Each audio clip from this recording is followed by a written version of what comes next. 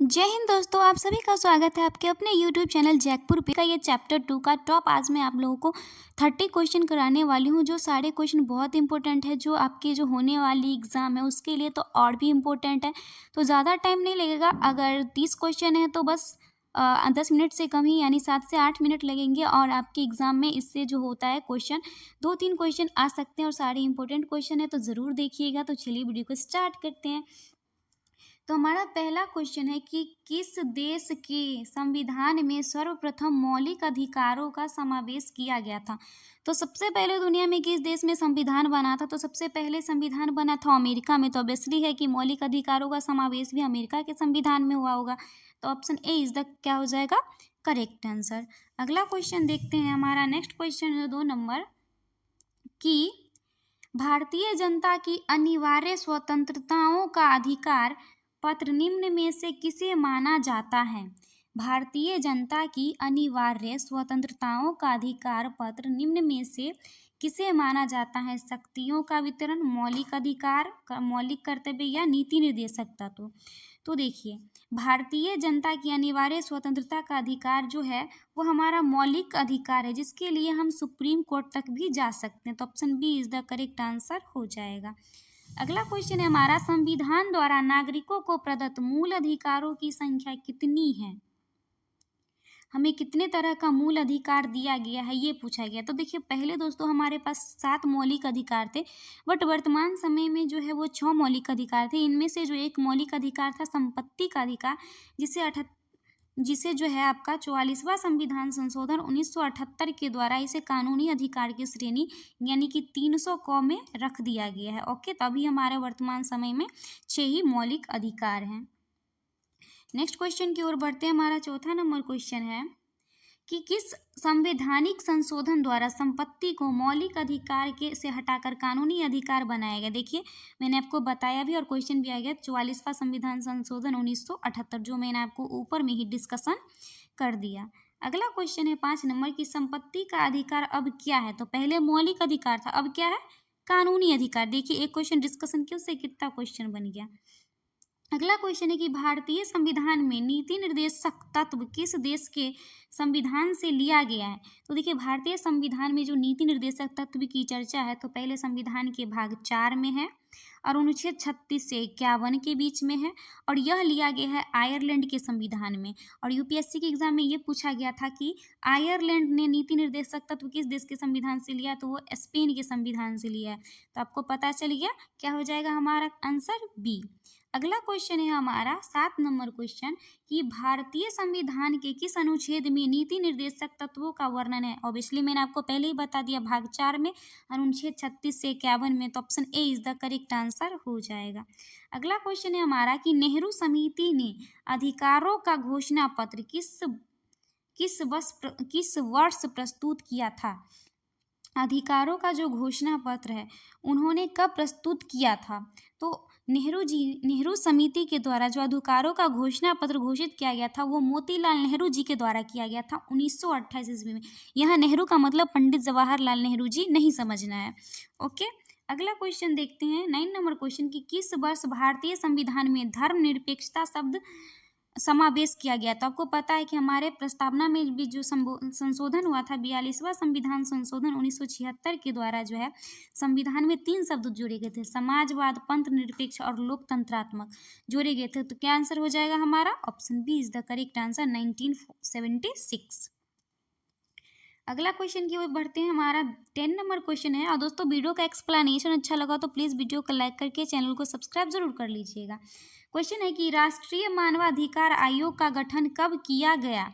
तो राष्ट्रीय मानवाधिकार आयोग का गठन कब किया गया था? तो 12 अक्टूबर 1993 को किया गया था। इसके वर्तमान जो हेड है वी रामा सुब्रमण्यम जी है, वी रामा सुब्रमण्यम जी। अगर आपको करंट चीज पता होगी तो जरूर पता होगा। अगला क्वेश्चन है हमारा 11 नंबर कि संविधान में मौलिक अधिकारों का संरक्षण बनाया गया है। तो संविधान में मौलिक अधिकारों का संरक्षण किसे बनाया गया है?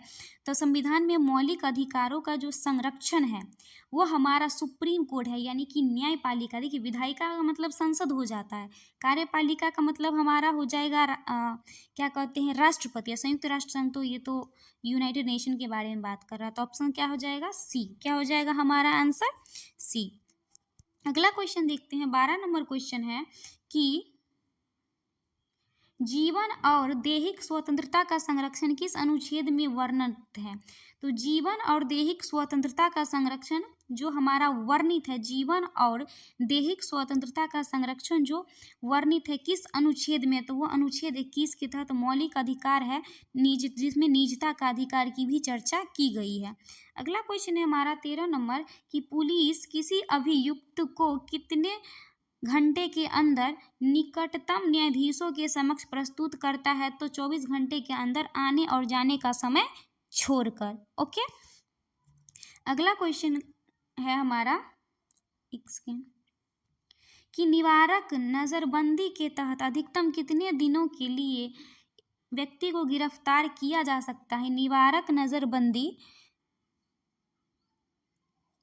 नज़रबंदी के तहत अधिकतम कितने दिनों के लिए व्यक्ति को गिरफ्तार किया जा सकता है? ये क्वेश्चन हमसे पूछ रहा है। तो अधिकतम 90 दिनों के लिए, जो यानी कि 3 महीना के लिए, वैसे 3 महीना रहता है, 3 महीने के लिए हम शक के आधार पर, जैसे जैसे हमें किसी पे शक रहता है कि ये इस काम में संलग्न है, अभी भी जो है जिसे काला कानून, जिसे रॉलेक्ट एक्ट से भी तुलना किया जाता है निवारक नज़रबंदी को, शक के आधार पर कि हाँ ये किसी घटना में शामिल होने वाला है या ये घटना पे जो है अंजाम दे सकता है, जैसे जैसे कहीं पे बम विस्फोट सब होता है, तो उसके शक के आधार पर हम उसे 3 महीने तक नज़रबंद करके रख सकते हैं, यानी कि 90 दिनों।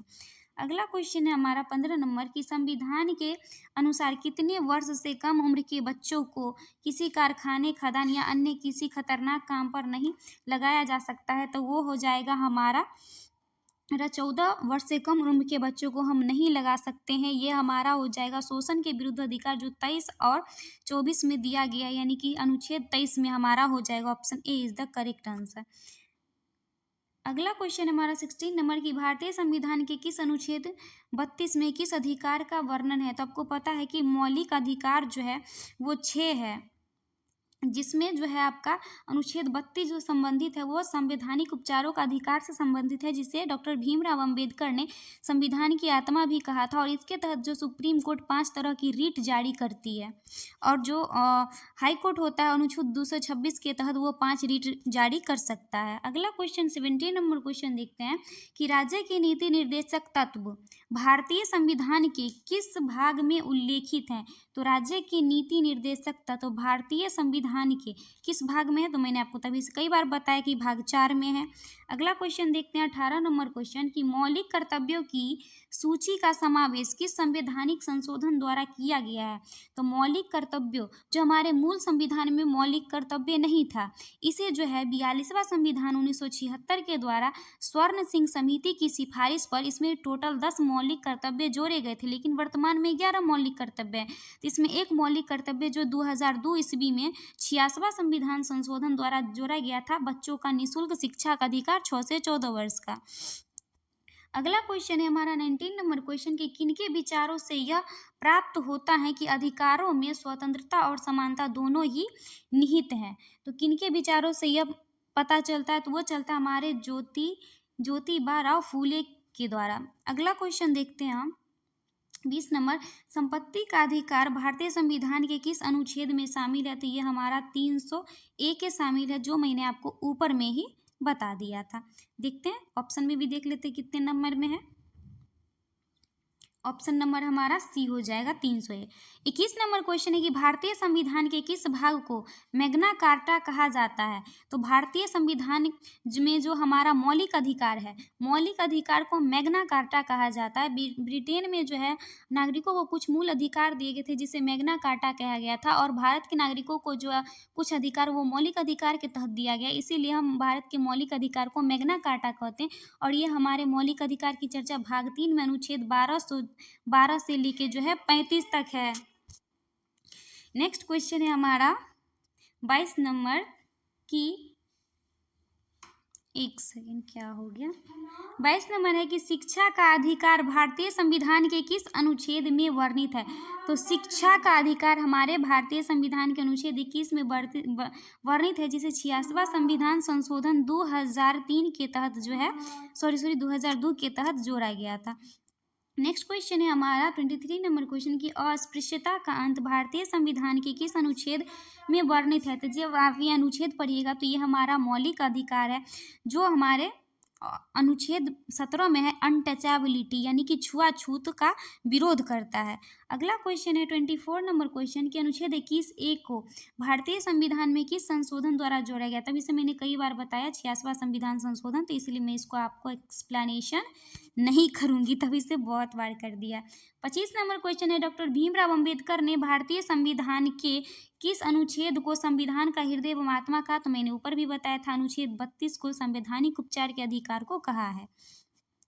अगला क्वेश्चन है 26 नंबर क्वेश्चन कि अनुच्छेद 29 एवं 30 में किसका उपबंध है। तो अनुच्छेद 29 एवं 30 में जो है संस्कृति एवं शिक्षा संबंधी अधिकार है अल्पसंख्यकों के लिए। तो option A is the correct answer हो जाएगा। 27 नंबर क्वेश्चन है कि कारखाने में बालकों के नियोजन का प्रतिषेध भारतीय संविधान के किस अनुच्छेद में है। तो ये अनुच्छेद आपका हो जाएगा 24। वहाँ जो मैंने आपको बताया था 23 और 24, तो 6 से 14 वर्ष के बच्चों का जो है कारखानों पे प्रतिबंध 24 के अंतर्गत हो जाएगा।